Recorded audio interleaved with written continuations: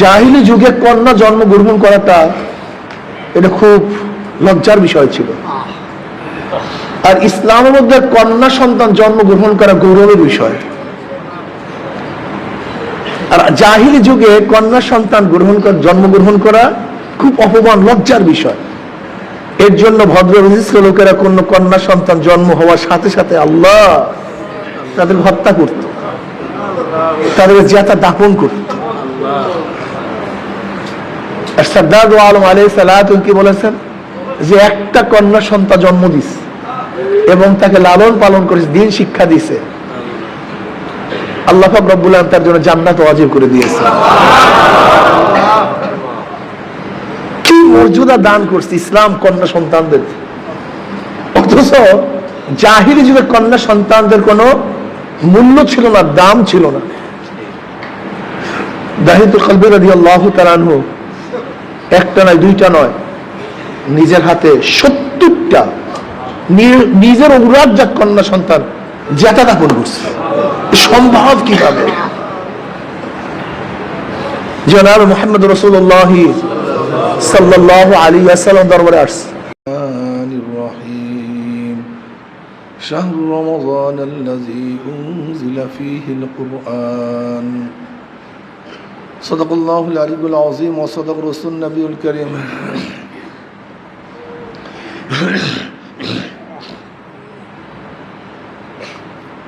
আল্লাহ পাক রব্বুল আলামিন দরবারে লাখ কোটি শুকরিয়া যে মাওলাই কারীম দয়া করে মায়া করে এখন পর্যন্ত আপনাকে আমাকে হায়াতে রেখেছেন।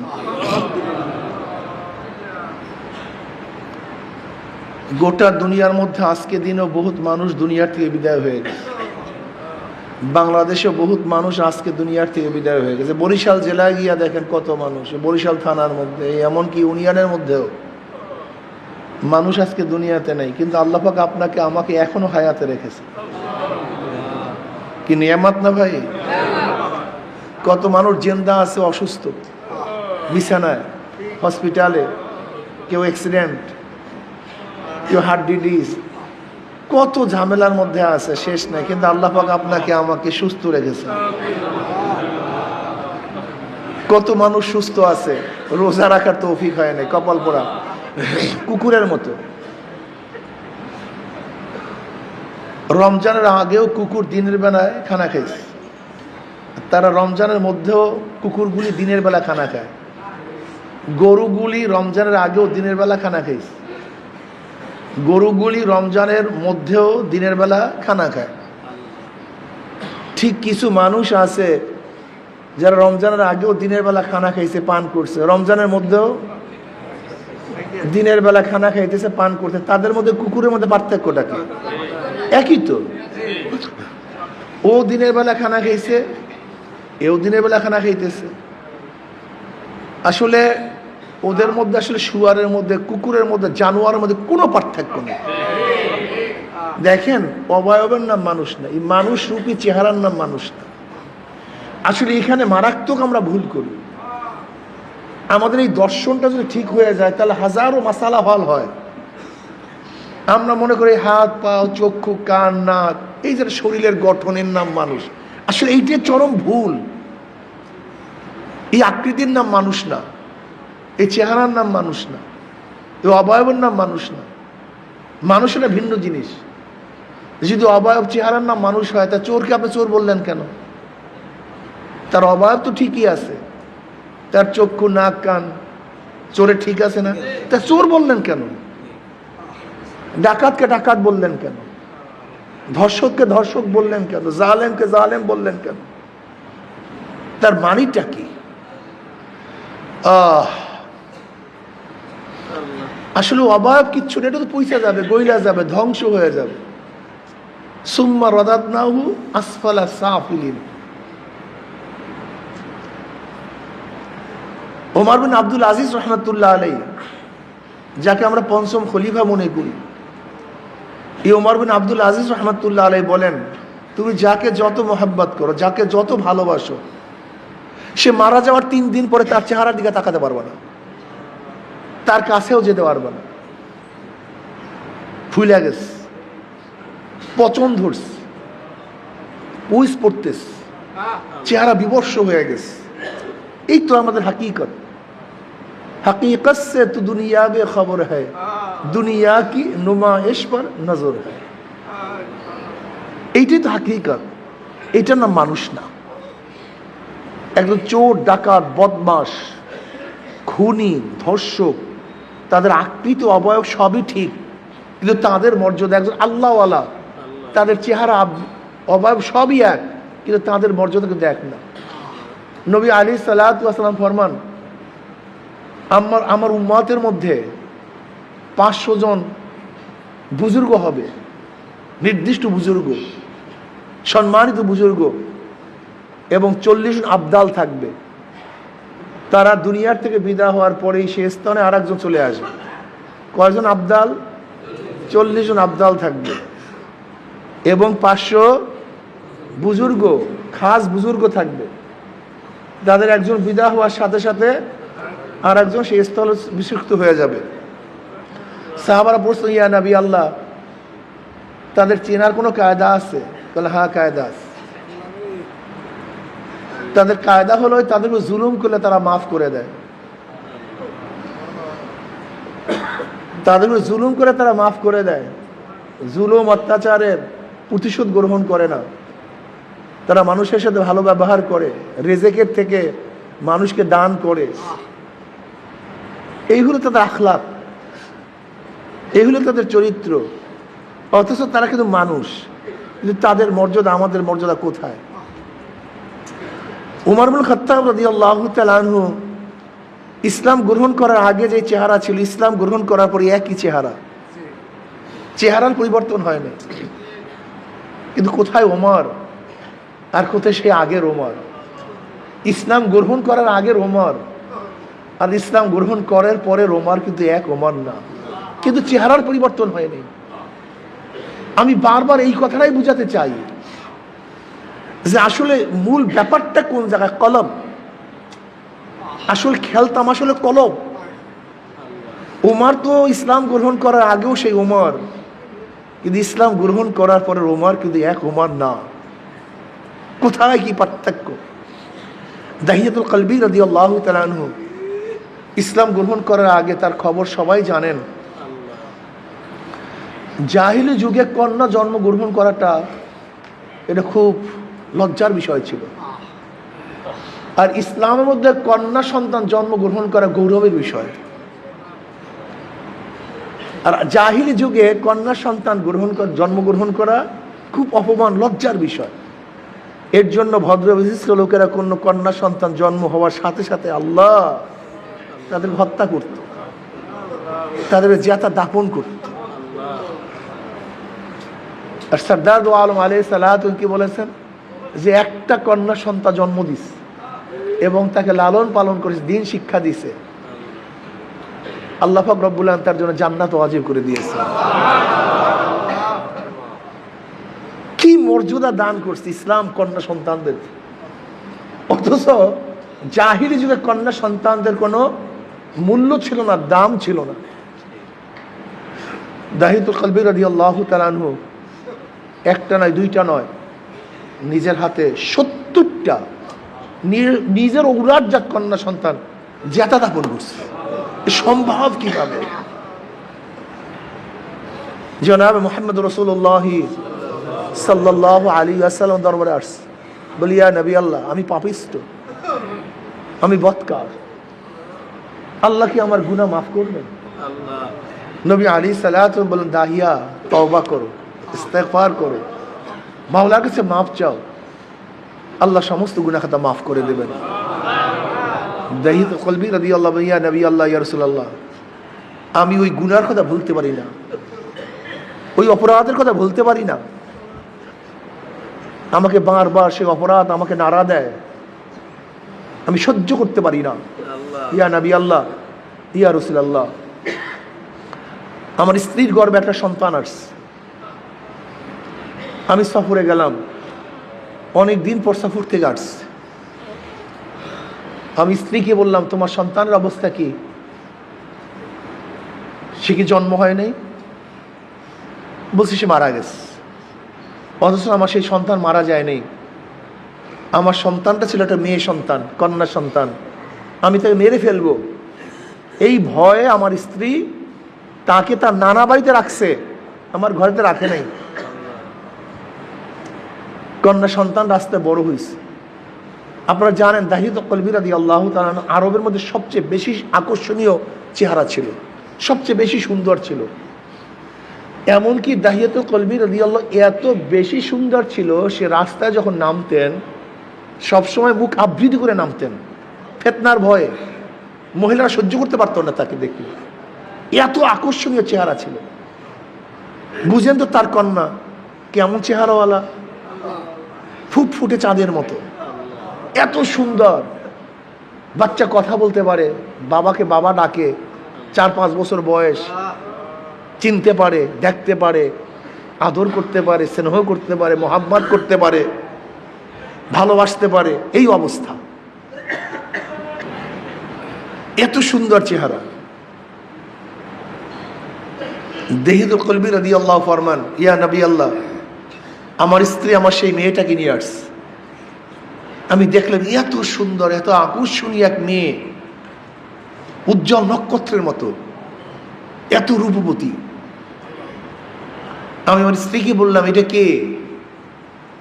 এটা তো আপনার মেয়ে। আমি ভুল বলেছিলাম, আপনার সাথে অসত্য কথা বলেছিলাম। আমার গর্বের মধ্যে যে সন্তান ছিল এইটাই সেই সন্তান। ইয়া নবী আল্লাহ, ইয়া রাসূল, আমি এত খারাপ ছিলাম, এত পাপিষ্ঠ ছিলাম, আমার মধ্যে তাকে হত্যা করার মতলব চলে আসছে, আমি তাকে হত্যা করব। একদিন আমার স্ত্রীকে বললাম, মেয়েটাকে সাজিয়ে দাও, আমি তাকে তার নানা বাড়িতে নিয়ে যাব। ইয়া নবী আল্লাহ, ইয়া রাসূলুল্লাহ, আমার স্ত্রী খুবই খুশি। সে ভাবছে আমি তাকে গ্রহণ করছি, তাকে মেনে নিয়েছি। আমার স্ত্রী তাকে সুন্দর মতো সাজিয়েছে, এখন দেখতে আরো ফুটান্ত ফুটান্ত গোলাপের মতো, এত আকর্ষণীয় এক মেয়ে। আমি মেয়েকে নিয়ে রওনা করলাম। আগের থেকেই পাহাড়ের কিনারায় আমি এক গর্ত খনন করেছিলাম। ইয়া নবী আল্লাহ, ইয়া রাসূলুল্লাহ, আমি মেয়েকে নিয়ে রওনা করছি। যেহেতু মেয়ে একটু বড়, তার নানা বাড়ির পথ সে জানে। আমি যখন অন্য পথ ধরছি, মেয়ে বলতেছে, আব্বু কোথায় নিয়ে যাও? এই যে তো আমার নানা বাড়ির পথ না। আমি বললাম, তুমি কয়টা চেনো নানা বাড়ির পথ? আমি ধমক দিলাম। মেয়ে হাঁটতেছে। ইয়া নবী আল্লাহ, ইয়া রাসূলুল্লাহ, আমরা চলতে চলতে যখন পাহাড়ের কিনারায় চলে আসছে, দূরের থেকে যখন মেয়ে ওই গর্ত দেখছে, অমনি মেয়ে কান্নাকাটি শুরু করছে, আব্বু আমাকে মাফ করে দাও, আমাকে ক্ষমা করে দাও, আমি তোমাকে আব্বু ডাকবো না, আমি তোমাকে পরিচয় দেব না।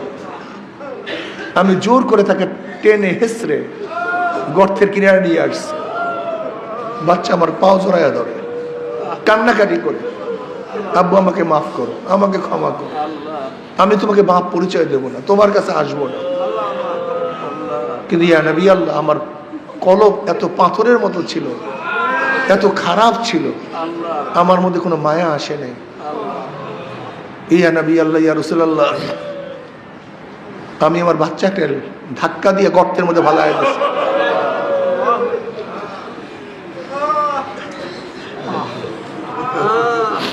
বাচ্চাটা চিল্লায়,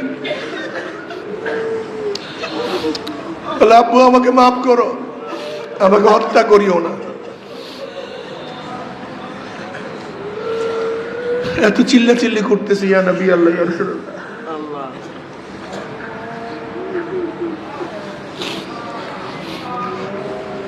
আমার মনের মধ্যে কোনো কমতি আসে নাই, নরমি আসে নাই। ইয়া নবী আল্লাহ, আমি সেই জাকা মেয়েটাকে, ফুটফুটি মেয়েটাকে আস্তে আস্তে মাটি চাপা দিয়ে ফেলেছি। ইয়া নবী আল্লাহ, এই কষ্ট আমি সহ্য করতে পারি না, এই গুনাহকে আমার মাওলা আমাকে মাফ করবে। নবী আলাইহিস সালাতু ওয়াস সালাম বলেন, দাহিয়া ওকে কোন মানুষ করতে পারে? মানুষ সহ্য করতে পারে? নবী আলাইহিস সালাতু ওয়াস সালাম চোখের পানি ছাড়িয়ে দিয়েছেন, সাহাবারা চোখের পানি ছাড়িয়ে দিয়েছেন।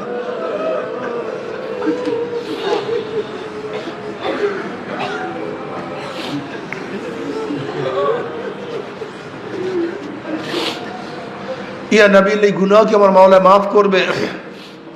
তো দাহিয়া, এই তওবা করার মতো তওবা করতে পারো, ঈমান আনতে পারো, ঈমানকে মজবুত করতে পারো, আমার মাওলা এই গুনাহ মাফ করে দেবেন। এই দাহিয়াতুল কলবি রাদিয়াল্লাহু তাআলা এত নিকৃষ্ট ছিলেন, কিন্তু ঈমান আনার পর, ইসলাম গ্রহণ করার পরে জিবরিল আলাইহিস সালাতু ওয়াস সালাম অধিকাংশ সময় এই দাহিয়াতুল কলবি রাদিয়াল্লাহু তাআলা আনহুর সুরাত ধরে তারপর দুনিয়াতে আসতেন। বাবার চেহারার নাম মানুষ না, এইটার নাম মানুষ না।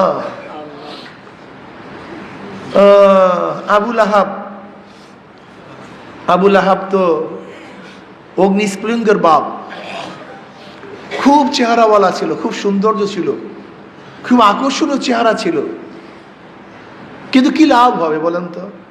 সেটা জাহান্নামের খুঁটি, জাহান্নামের কি, জাহান্নামের ইন্ধন। আবু জাহাল তো আবুল হাকাম ছিল, জ্ঞানীর বাপ ছিল, সর্দার ছিল, নেতা ছিল, অর্থের অভাব ছিল না, কিন্তু সে তো জাহান্নামের ইন্ধন, জাহান্নামের লাকড়ি। আর বেলাল হাবশির কিচ্ছু ছিল না, কালো ছিল, কুচ্ছিত ছিল, বংশের কোনো মর্যাদা ছিল না, শিক্ষিত ছিল না, গোলাম ছিল, 1 টাকার মালিক ছিল না, 1 শতক জমির মালিক ছিল না, সম্মান ইজ্জত বলতে কিচ্ছু ছিল না, কেউ তাকে দাম দিত না।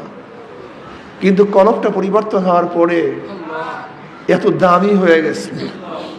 বেলালে হাবশে হাটে জমিনের মধ্যে, পায়ের আওয়াজ আরশের মধ্যে। এইটা মনে রাখতে হবে, ঘটনাটা কি, পরিবর্তনটা কি হয়েছে। পাও জমিনের মধ্যে, হাটে জমিনের মধ্যে, পায়ের আওয়াজ আরশের মধ্যে, পরিবর্তনটা কি হয়েছে? চেহারার পরিবর্তন হয় না, হাতের পরিবর্তন হয় না, কানের পরিবর্তন হয় না, চোখের পরিবর্তন হয় নাই, ওই শরীরের মধ্যে, সিনার মধ্যে যেটা কলব, ওই কলবটা পরিবর্তন হয়ে, আর কিচ্ছু না, আর কিচ্ছু না, খেলা কলবের মধ্যে। বেলাল হাবশি আজান দেয় জমিনের মধ্যে, 7 তবক আসমান ভেদ করে আজানের আওয়াজ চলে যায় আরশের মধ্যে। কিয়ামতের ময়দানে সমস্ত মানুষ উঠবে পায়ে হাঁটিয়া হাঁটিয়া, আর বেলাল হাবশি তার মর্যাদার কারণে কিয়ামতের ময়দানে উঠবে উটের পিঠে চড়িয়া। উমর ইবনে খাত্তাবের মতো বিশ্বজোড়া প্রেসিডেন্ট, প্রাইম মিনিস্টার, অর্ধজাহানের বাদশা, সে পর্যন্ত বেলাল হাবশি রাদিয়াল্লাহু তাআলা আনহুকে যখন সম্বোধন করতেন, সাইয়্যিদুনা বেলাল, আমাদের সর্দার, আমাদের নেতা বেলাল। কি পরিবর্তন হয়েছে বলেন তো? বেলাল হাবশি সে 1400 বছর আগে চলে গেছে, আজও চরমোনাই জামে আর আল কারিম মসজিদে তার বয়ান চলতেছে। কি কামাই করছে!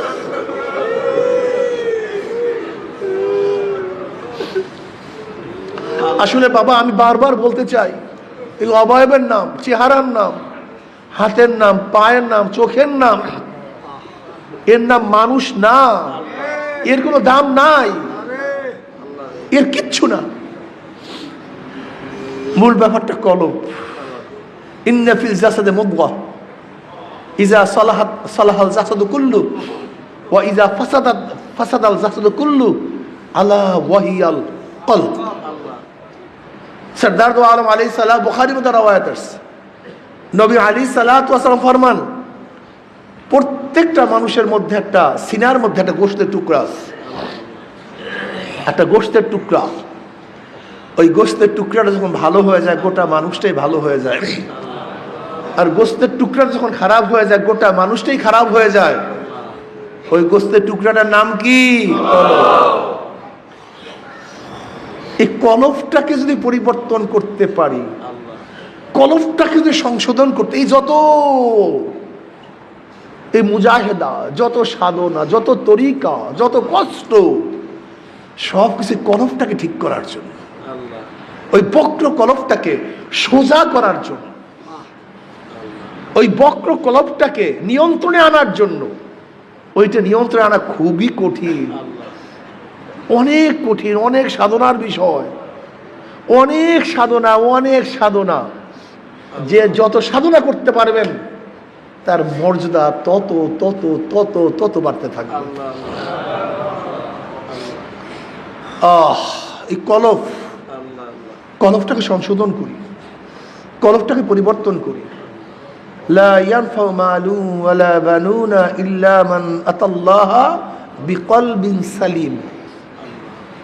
কিয়ামতের ময়দানে টাকা পয়সা জায়গা জমি কিচ্ছুর কোনো দাম নাই, কোনো ফায়দা নেই, কিচ্ছু নেই। পীরগিরি, মুহাদ্দিসগিরি, মুফতিগিরি, ধনীগিরি, মন্ত্রীগিরি, এমপিগিরি, এর কিচ্ছুর কোনো দাম নেই।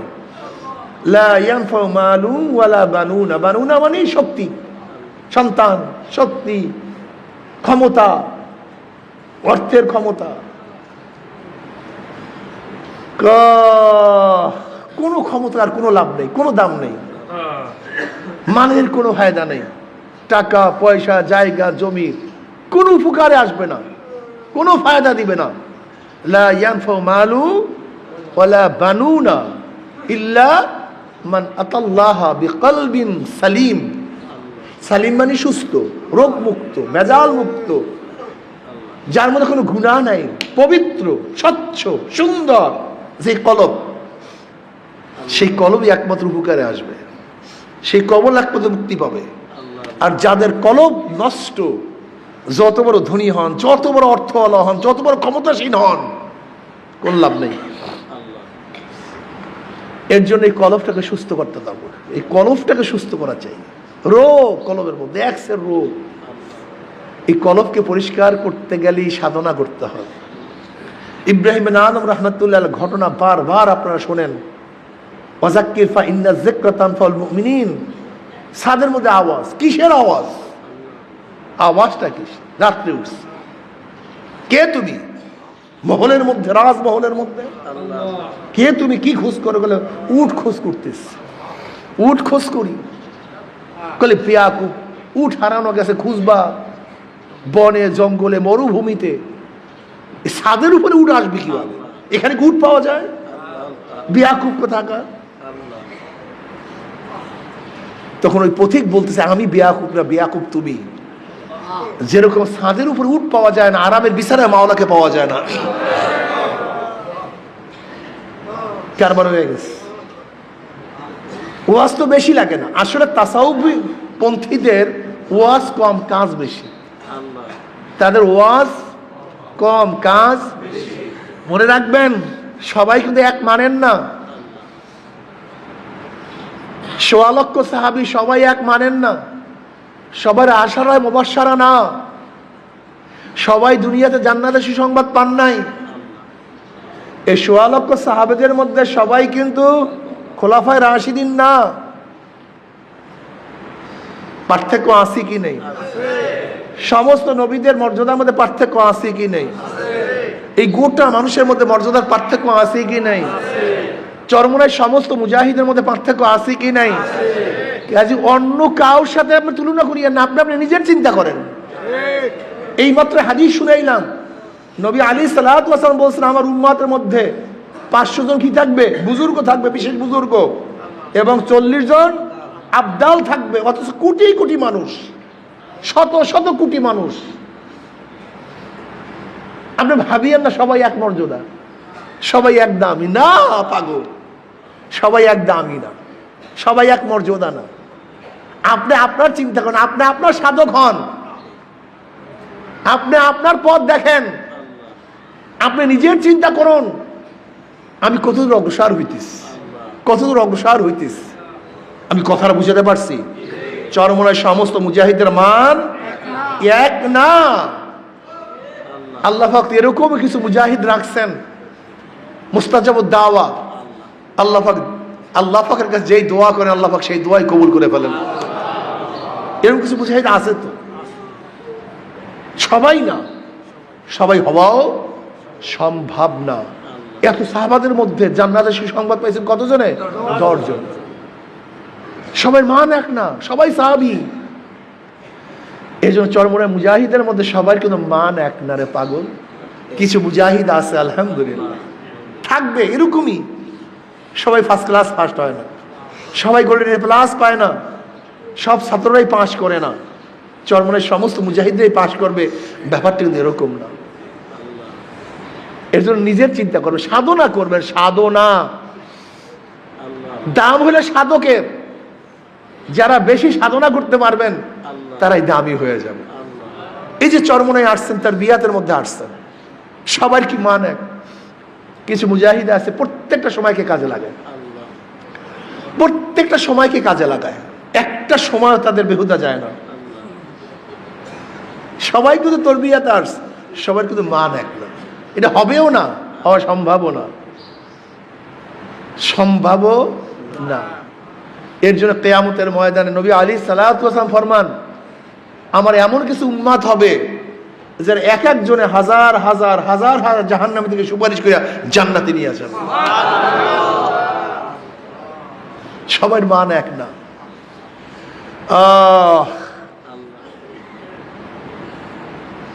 সাধনা করতে হবে। রশিদ আহমদ গঙ্গুই রহমতুল্লাহ আলাই, রশিদ আহমদ গঙ্গুই রহমতুল্লাহ আলাই ফারেক হওয়ার পরে হাসাব রহমতুল্লাহ আলাই একই সাথে গেলেন হাসাব রহমতুল্লাহর কাছে বয়াত হওয়ার জন্য। কাসিম নাউদ রহমতুল্লাহ আলাইহির সাথে একই সাথে হাসাব রহমতুল্লাহর কাছে বয়াত হওয়ার পরে গেছে, বয়াত হওয়ার জন্য গেছেন। বয়াত হওয়ার পরে হালাত কি, হালাতের মধ্যে কি যে পার্থক্য চলে আসছে, যার চিন্তা করতে পারবেন না। কি পার্থক্য চলে আসছে। সাধনা করতে করতে করতে করতে রশিদ আহমদ গঙ্গুর আহমদ কুতুবুল আলম হয়ে গেছে। কুতুবুল আলম, গোটা আলমের কুতুব তিনি। কেমন কুতুব ছিলেন!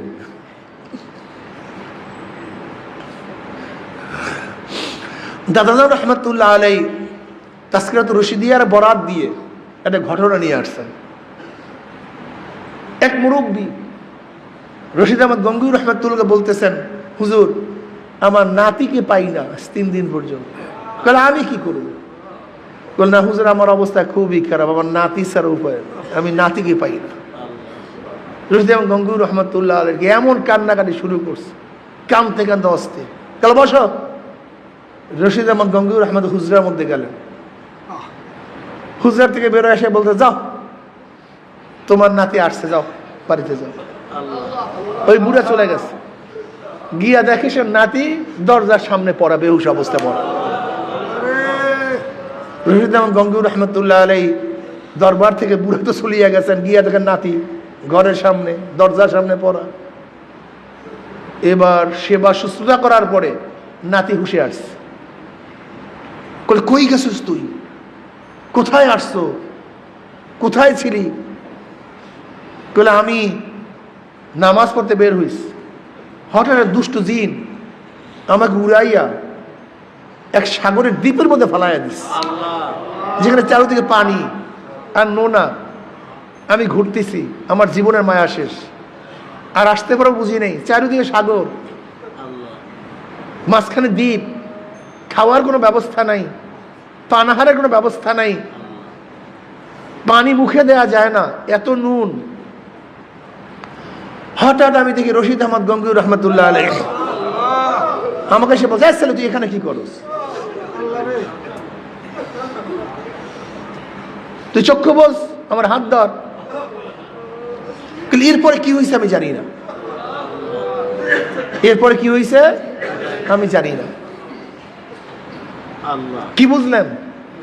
আল্লাহর কুতুবদের হালাত, তাদের অবস্থা, এটা সবসময় হওয়া সম্ভব না। এটা আল্লাহ প্রদত্ত। এটা কার প্রদত্ত? এটা আল্লাহ প্রদত্ত। বুখারীর মধ্যে বহুত রওয়ায়াত আসছে, কারামতের বহুত রওয়ায়াত আসছে, সাহাবাদের থেকে কারামতের বহুত ঘটনা আসছে।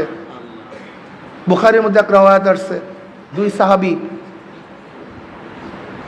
নবী আলাইহিস সালাতু ওয়াস সালামের দরবার থেকে রাতে নামলেন, অন্ধকার, কিন্তু যখনই নামছেন দেখে সামনে একটা আলো। তারা হাঁটতেছেন, আলো সামনে পথ দেখাইতেছে।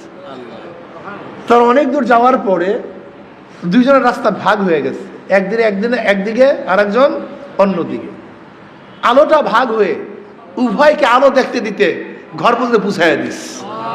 বুখারীর মধ্যে রওয়ায়াত আছে। এরকম পাহুত কারামত সাহাবাদের থেকে, আল্লাহ ওয়ালাদের থেকে আসছে, যে ইনশাআল্লাহ আর একদিন বয়ান করা হবে। তা আল্লাহ ওয়ালারা, আল্লাহর কুতুবরা কখনো কখনো যখন তাদের মধ্যে কারামত জারি হয়, গোটা দুনিয়াকে পান ডালার মতো দেখে। যেরকম পান ডালার মধ্যে কোন জায়গায় চুন, কোন জায়গায় কি সব কিছু দেখা যায়, ঠিক তাদের কাছে আল্লাহ পাক গোটা দুনিয়ার পর্দাকে উঠাইয়া দেন। এটা তাদের ইচ্ছা হয় না, এটা যালিকা ফাদলুল্লাহি ইউতিহি মাইয়াশা, এটা আল্লাহ পাক যাকে দান করেন তার থেকে সম্ভব, অন্য কার থেকে সম্ভব না। যাই হোক, এর জন্য কলমের পরিবর্তন, রশিদ আহমদ গঙ্গুর রহমতুল্লাহ হালাত, তার হাত পরিবর্তন হয়নি, তার চক্ষু পরিবর্তন হয়নি, কিন্তু আল্লাহ পাক রব্বুল আলামিন তাকে যে এই মর্যাদা দিচ্ছেন, কি পরিবর্তন হওয়ার কারণ? কলমটা পরিবর্তন হওয়ার কারণ, অন্য কিছু না। খেলাটা হলো কলম।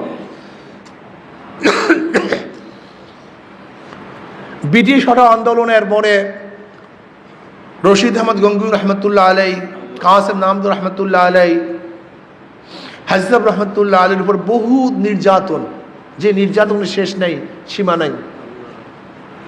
রশিদ আহমদ গঙ্গুর রহমতুল্লাহ আলাইকে অ্যারেস্ট করছে, তাকে জেলখানায় বন্ধ করে ফেলছে, কিন্তু কাসেম নামদুর রহমতুল্লাহ আলাইকে এখন অ্যারেস্ট করতে পারে নাই। ব্রিটিশ পুলিশে খুঁজতেছে, ঘুরতেছে, কোথায় পাওয়া যায়।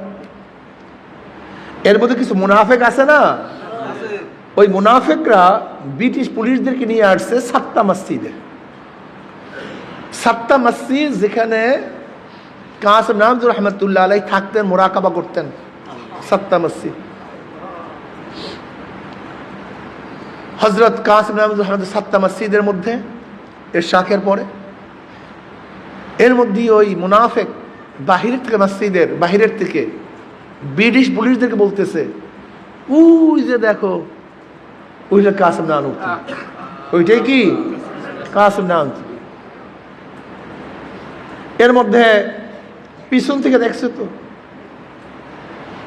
মুনাফেক তো চলে গেছে, পুলিশ অন্যদিক দিয়ে ঢুকছে, আসিয়া কাসেম নানুতুর রহমতুল্লাহকে বলতেছেন, কাসেম নানুতি কি, কোথায়? কাসেম নানুতুর রহমতুল্লাহ আলাই তার জায়গা থেকে সরে বলতেছে, একটু আগে তো ওখানে ছিল, একটু আগে তো, এটার নাম মান্তিক, তাকিয়া। কাসেম নানুতুর রহমত ইমামুল মান্তিক ছিলেন, মান্তিক ইমাম ছিলেন, মারাত্মক মান্তিকি ছিলেন কাসেম নানুতুর রহমতুল্লাহ আলাই, অনেক মান্তিকি ছিলেন।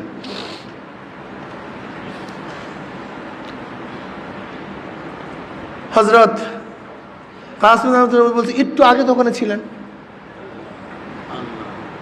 এখন পুলিশ তো পায় না আর কাউকে, পুলিশ বের হয়ে গেছে, মুনাফেক তো ওই পাশে আছে, তাই তুমি না বললা মসজিদের মধ্যে কাসেম নানুতি আছে, কই পাইলাম তো না। বলে, আরে ভাই, যার সাথে কথা বলছে সেইটাই তো কাসেম নানুতি, সেইটাই তো কাসেম নানুতি। এরপরে খুঁজে দেখা আর নাই, গায়েব হয়ে গেছে। রশিদ আহমদ গঙ্গুর রহমতুল্লাহ আলাইকে যখন পুলিশ অ্যারেস্ট করিয়া রেলে নিয়ে যাইতেছে, রশিদ আহমদ গঙ্গুর রহমতুল্লাহ আলাই জানলার বাহিরে তাকাই একটু হাস দিস। সাথীরা প্রশ্ন করে, হাসলেন কেন? বলে, ভাই কাসেম আমার সাথে দেখা করতে আসছিল, ভাই কাসেম আমার সাথে দেখা করার জন্য আসছিল। কি বুঝলেন? এবার আসেন হাজরত রহমতুল্লাহ আলাইয়ের কাছে গিয়ে উবাইর এখন ফজিলাত বয়ান করতেছে। হাজরত রহমতুল্লাহ আলাইয়ের কাছে গিয়ে বলতেছে শাগরেদরা, যে আপনি কাসেমের উপর রশিদ আহমদকে বেশি মর্যাদা দান করেন, আপনি রশিদের চেয়ে কাসেমকে একটু মর্যাদা কম দান করেন, অথচ রশিদ আহমদ গঙ্গুর রহমত অ্যারেস্ট হয়ে গেছে, কিন্তু কাসেম আহমদ অ্যারেস্ট করেছে, কিন্তু গায়েব হয়ে গেছে। কাজে তো স্পষ্ট বুজুর্গি, যে বুজুর্গি কার মধ্যে ছিল না? রশিদ আহমদ গঙ্গুর মধ্যে ছিল না, সে তো অ্যারেস্ট হয়েছে, কিন্তু কাসেম নামদুর রহমতুল্লাহকে অ্যারেস্ট করতে পারে নাই, সে তো গায়েব হয়ে গেছে। এবার হাজরত রহমতুল্লাহ বলছে, এইটাই তো রশিদের বুজুর্গির আলামত, কিন্তু অ্যারেস্ট হওয়া, জেলে যাওয়া একটা সুন্নাত, যেটা রশিদ আহমদ পালন করতে পারছে, কিন্তু কাসেম সেটা পালন করতে পারেনি। কথাটা বুঝাতে পারছি? আল্লাহু আকবার। যাই হোক, আমি যেটা বলতেছিলাম যে এই যে পরিবর্তনটা কিসের পরিবর্তন, কথা কয় না। এই যে পরিবর্তনটা কিসের পরিবর্তন? রশিদ আহমদ গঙ্গুর রহমতুল্লাহ আলাই তো হাফিজুল হাদিস,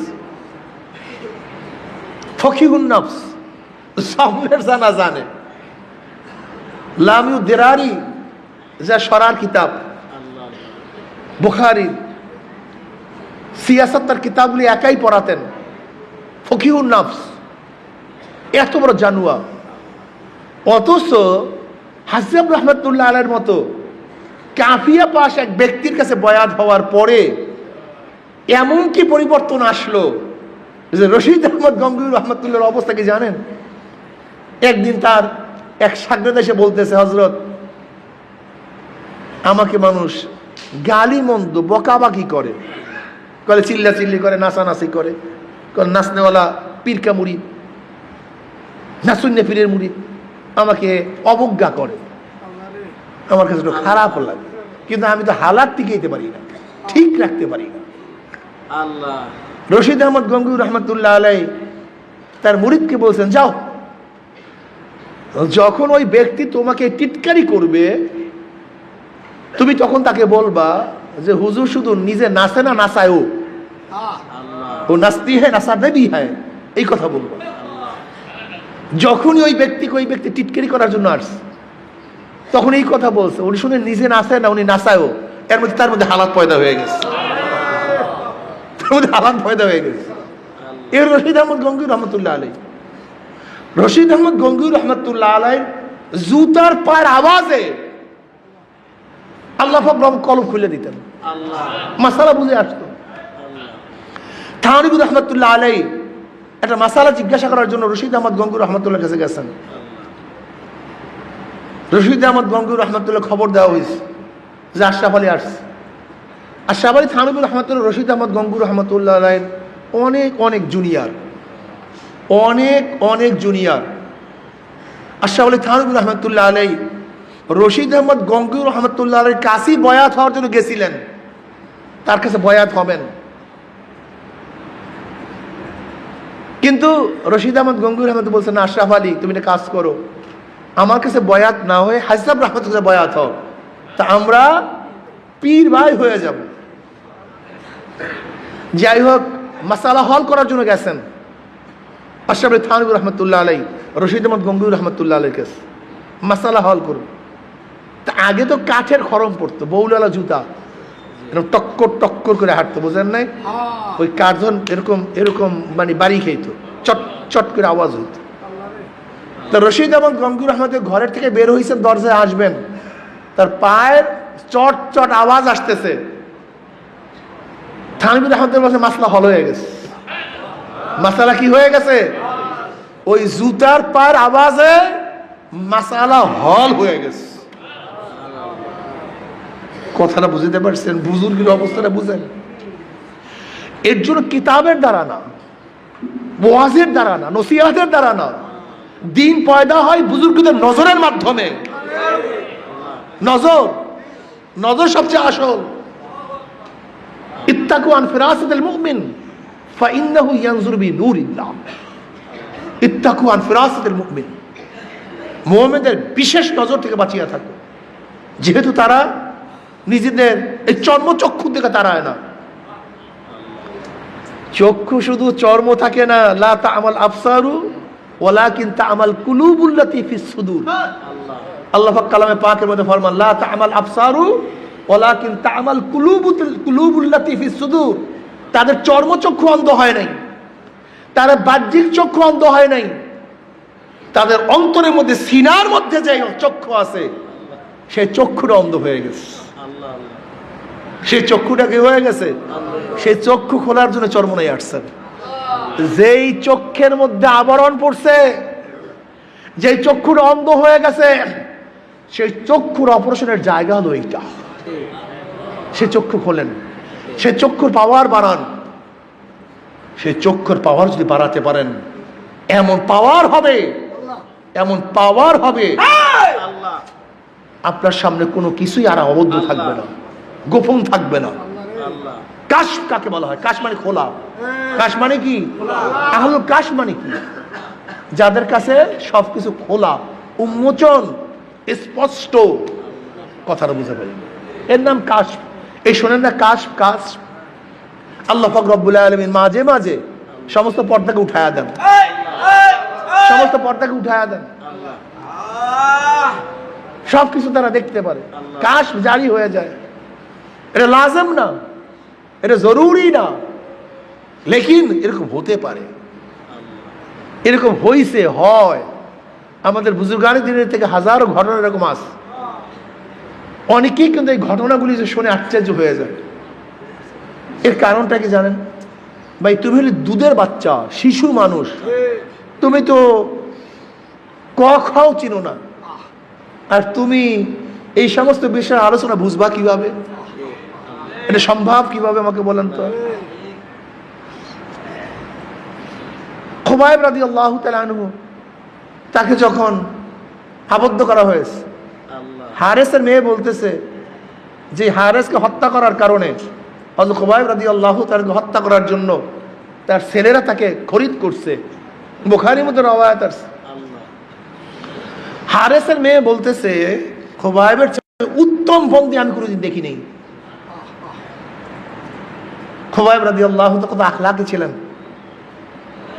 খুবাইব রাদিয়াল্লাহু তাআলা বসা, ঘরের এক শিশু বাচ্চা তার কোলে।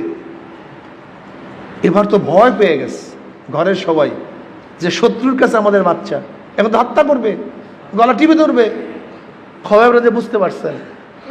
তিনি বললেন তোমরা ভয় পেও না, এই বাচ্চাকে আমি হত্যা করবো না, এর সাথে কোনো খারাপ ব্যবহার করবো না। হারেসের মেয়ে বলতেছে আমি দেখছি খুবাইবকে তাজা আঙ্গুরের থোকের থেকে আঙ্গুর খাইতেছে, অথচ এই সময় আরবের মধ্যে কোনো আঙ্গুর নাই, আরবের মধ্যে কোনো আঙ্গুর নাই, কিন্তু তাজা আঙ্গুরের থোকের থেকে আমি নিজে আঙ্গুর খাইতে দেখছি। খুবাইব রাদিয়াল্লাহু তাআলা আনহুকে যখন শুলে চড়াবার জন্য নিয়ে যাওয়া হইতেছে, তখন খুবাইব রাদিয়াল্লাহু বললেন আমাকে 2 রাকাত নামাজ পড়ার সুযোগ দাও, আমাকে 2 রাকাত নামাজ পড়ার সুযোগ দাও। কাল যাও পড়ো। খুবাইব রাদিয়াল্লাহু তাআলা আনহু হালকা, খুব সহজে 2 রাকাত নামাজ পড়লেন। তখন তিনি বললেন সালাম ফিরাবার পরে, দেখো আমি নামাজ আরো দীর্ঘ করতাম, কিন্তু আমি দীর্ঘ করি নাই কেন?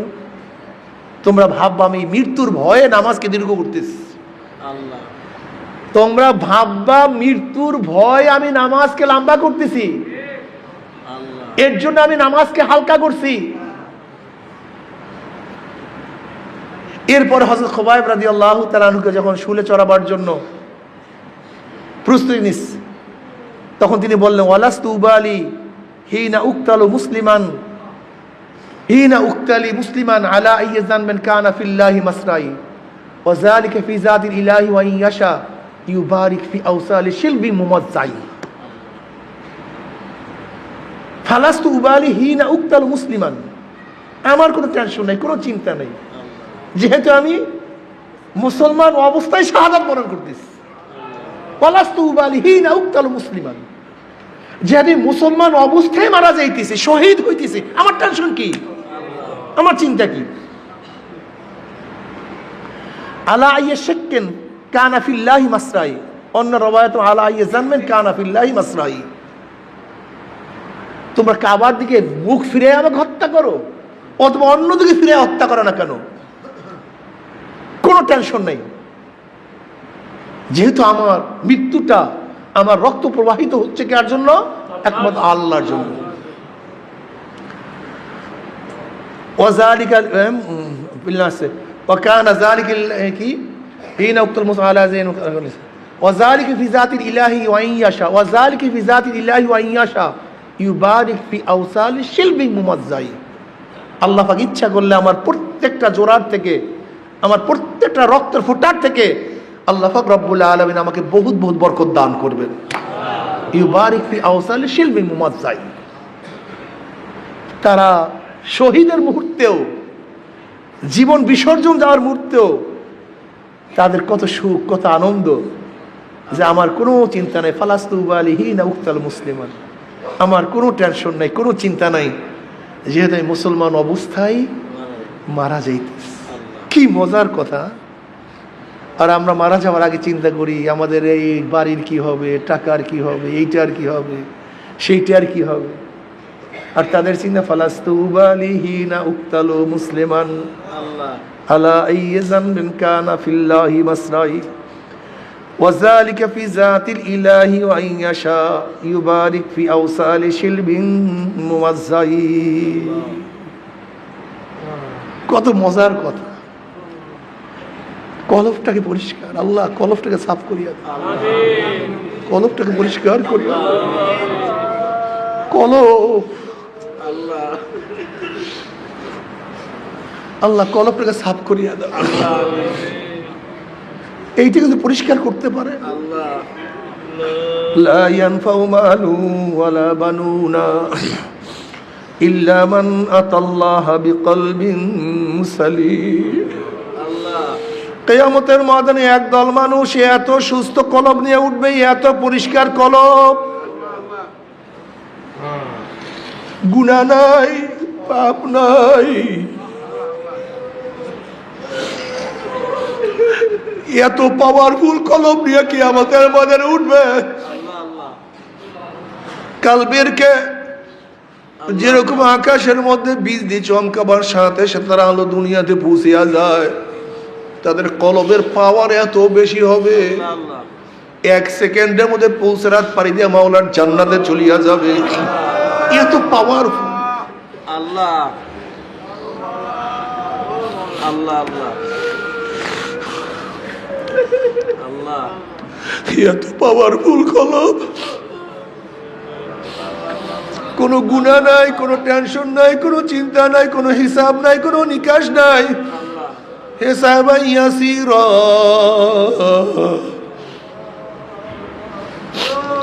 আমলনামা নেকে ওজন, শুধু নেকার।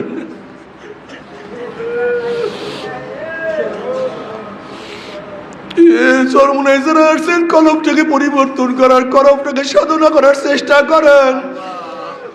কলবের মধ্যে যদি কেবের না থাকে, কেবেরকে দূর করার চেষ্টা করেন। রিয়া যেন কলবের মধ্যে না থাকে। আমি যা কিছু করি আমার মাওলার জন্য, অন্য কার জন্য আমি কোনো ইবাদত করি না।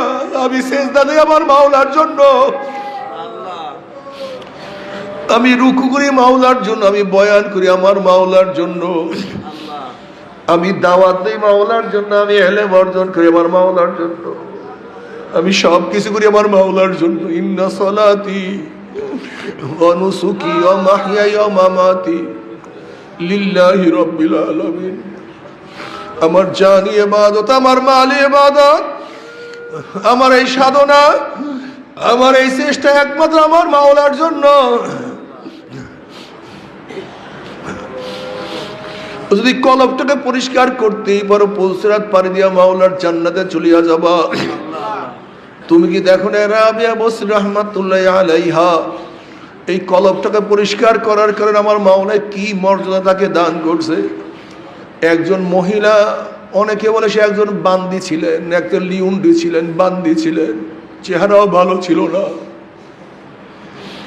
রাবিয়া বসরি রাহমাতুল্লাহ আলাইহার চেহারাও ভালো ছিল না, গরিব ছিলেন, কিন্তু এত এত কামাই করছে। মাওলার মোহাব্বত কিভাবে যে অর্জন করছে আল্লাহ। একদিন রাবিয়া বসরি রাহমাতুল্লাহ আলাইহার এক হাতে আগুন আর এক হাতে পানি নিয়ে তিনি দৌড়া শুরু করছে। লোকেরা প্রশ্ন, রাবিয়া কোথায় যাও, এক হাতে আগুন এক হাতে পানি কেন? রাবিয়া বসরি রাহমাতুল্লাহ আলাইহা ফরমান, আমি আগুন দিয়ে মাওলার জান্নাতকে জ্বালাইয়া দেব এবং পানি দিয়ে আমার মাওলার জাহান্নামকে আমি নিভাইয়া দেব। দেখবো লুবির দলেরা কিসের আশায় মাওলার ইবাদত করে, আর দেখবো ভিতুর দলেরা কিসের ভয় আমার মাওলার ইবাদত করে। ওরা তো জান্নাত পাওয়ার জন্য ইবাদত করে, ওরা জাহান্নামের ভয়ে ইবাদত করে। ওরা তো আমার মাওলার ভালোবাসায় ইবাদত করে না, ওরা তো আমার মাওলার প্রেমে পড়ে ইবাদত করে না। जन्नत व दोज़ख से या रब क्या करो, आरज़ू है मैं तुझे साथ देखा करो। बातू दोज़ख जन्नत है जा फिजा, बातू दोज़ख जन्नत है जा फिजा, बेतू जन्नत दोज़ख है दिल रुबा। মাওলা যদি দোজখে গিয়া তোমাকে পাই, ওই দোজখ আমার জন্য জান্নাত হয়ে যাবে। আর জান্নাতে গিয়ে তোমাকে না পাইলে জান্নাত আমার জন্য জাহান্নাম হয়ে যাবে। আমি চাই শুধু তোমাকে, তুমি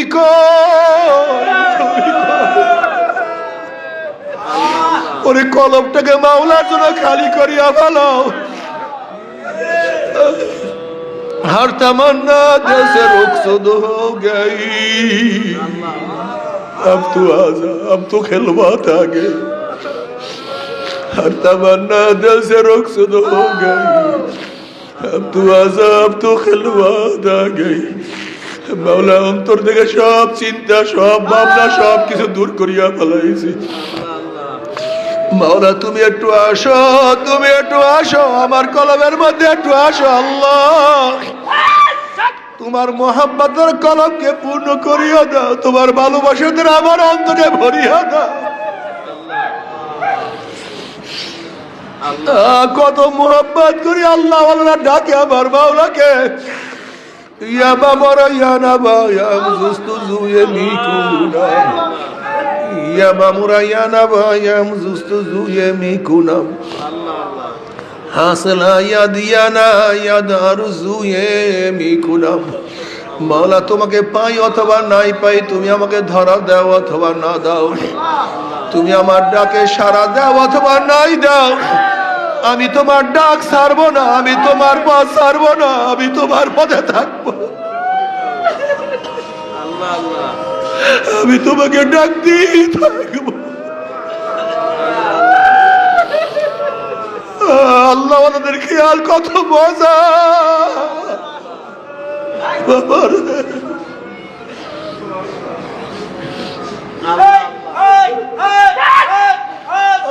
কলমটাতে কত খারাপ, সারাদিন দুনিয়া দুনিয়া দুনিয়া দুনিয়া, নামাজ নাই, রোজা নাই, ইবাদত, নামাজও পড়ি না, নামাজ কাজা করি, আল্লাহ মাফ করিয়া। একটু দুই এক টাকাত নফল নামাজও পড়তে চাই না, একটু সুন্নাত পড়তে চাই। তারাবির নামাজ পড়ি না, তারাবির নামাজের মধ্যে আবার কোরআন তেলাওয়াত, এক খতম কোরআন তেলাওয়াত করা সুন্নাত। অথচ দেখা যায় আমাদের কত জুয়ানরা খতম তারাবি পড়ে না। মাওলার সামনে দাঁড়াইয়া থাকবি নামাজের মধ্যে, ওরে মালিকের সামনে গোলাম একটু হাত বাঁধিয়া দাঁড়াইয়া থাকবি। একটু বেশি সময় মালিকের সামনে দাঁড়াইয়া থাকবা, তাও তুমি পারো না, তোমার এইটাও সহ্য হয় না। একটু মাওলার সামনে দাঁড়াইতে পছন্দ করো না রে গাদা। ওরে কিয়ামতের মাঠে 50,000 বছর কিভাবে দাঁড়াইয়া থাকবা আল্লাহ। আজকে তারাবির মধ্যে, নামাজের মধ্যে কিছু সময় দাঁড়াইয়া থাকতে চাও না, আর কিয়ামতের মাঝে একদিন নয়, 2 দিন নয়, 1000 বছর, 10,000 বছর নয়, 50,000 বছর দাঁড়াইয়া থাকতে হবে। আল্লাহ আমাদের সবাইকে মাফ করিয়া দেয়।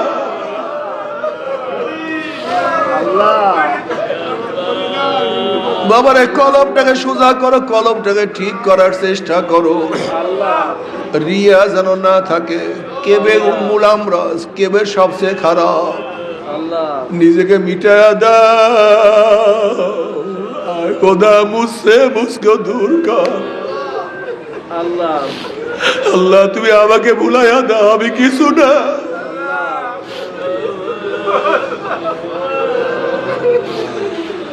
আল্লাহ আমি কিছু না, আমি কিছু না, আমি তোমার একটা বান্দা, আমি তোমার একটা গোলাম, আমি তোমার একটা গুনাহগার, আমি তোমার একটা পাপী।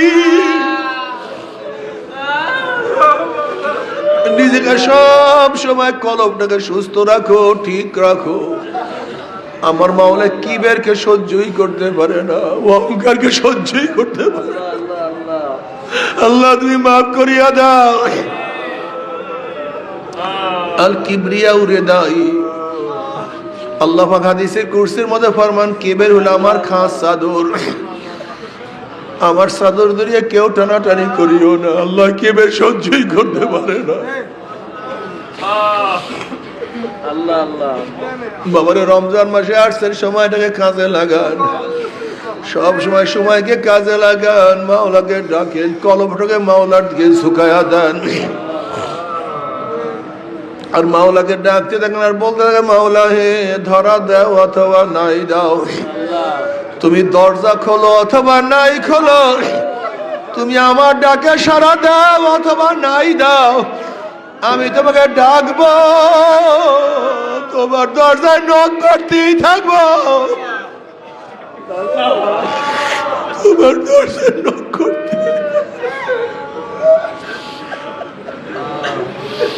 আমার জন্য দোয়া চাই, আজকে আমাদের দ্বিতীয় দিন চলে যাইতে আছে। রমজানের প্রথম দিনই মাওলা কত মানুষকে রহমত দিয়া ভূষিত করিয়া ফেলাইছে, অথচ মাওলা আমাকে রহমত দিছে কি দিছে না আমি তো এখনো জানি না। কাজে সবাইকে নিয়ে দোয়া করো। ও আমার মা বোনেরা যারা পর্দার আড়ালে এই রোদের মধ্যে আসছে, আল্লাহ তুমি আমার মা বোনকে কবুল করিয়া নাও। সবাই সবার জন্য খাস করিয়া দোয়া করে আল্লাহুম্মা আমিন, আল্লাহুম্মা আমিন। মাওলা আমাদের গুনাহ খাতা মাফ করিয়া দেন। আল্লাহ রহমতের দ্বারা গোটা দুনিয়াকে ভরিয়া দেন।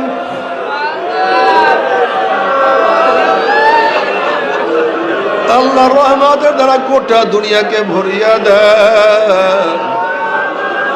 আল্লাহ রহমতের দ্বারা গোটা দুনিয়ার গোটা মাখলুকাত রহমত নাযিল করেন। আল্লাহ আমাদের দেশের উপর রহমত নাযিল করেন, আমাদের উপর রহমত নাযিল করেন। আল্লাহ রহমত থেকে মাহরুম করিয়েন না, আল্লাহ রহমত থেকে মাহরুম করিয়েন না।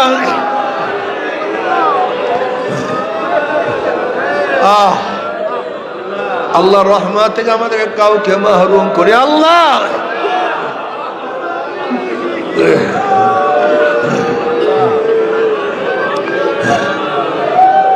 আল্লাহ আমাদের সবাইকে মাফ করিয়া দেন, আমাদের সবাইকে ক্ষমা করিয়া দেন।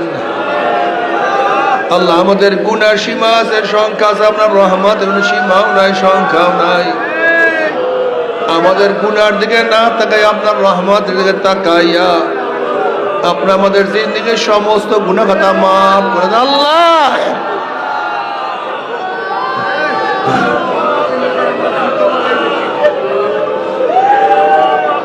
আল্লাহ আমরা যারা হাত তোলা আমাদের সবাই রহমত নাযিল করেন, আমাদের পরিবার পরিজন সবাই রহমত নাযিল করেন, আমাদের আহলে আওলাদ খাস রহমত নাযিল করেন। আল্লাহ আমাদের সবাইকে আপনার ওলি হিসেবে কবুল করে নেন। আল্লাহ আপনার ওলি হিসেবে কবুল করে নেন।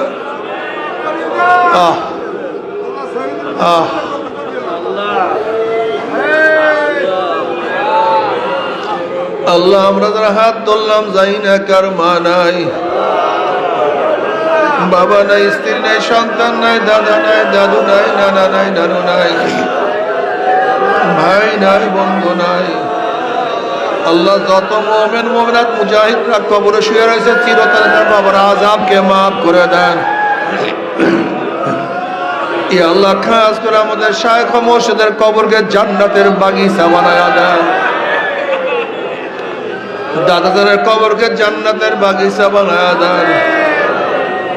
মা দাদা সহ তামাম দুনিয়ার মা শায়েখদের মাকামকে জান্নাত মধ্যে বুলন্দ করে দেন। আমাদের আহল আওলাদকে আমরা খাস গোলাম বানিয়ে কবুল করে নেন। আপনার মারিফতের নূরের বাতি আমাদের প্রত্যেকের কলবে জ্বালায়া দেন। রব্বির হামহুমা কামা রব্বায়ানি সগীরা। وصلى الله تعالى على خير خلقه محمد وآله وأصحابه وأزواجه وأتباعه أجمعين وارحمنا معهم برحمتك يا أرحم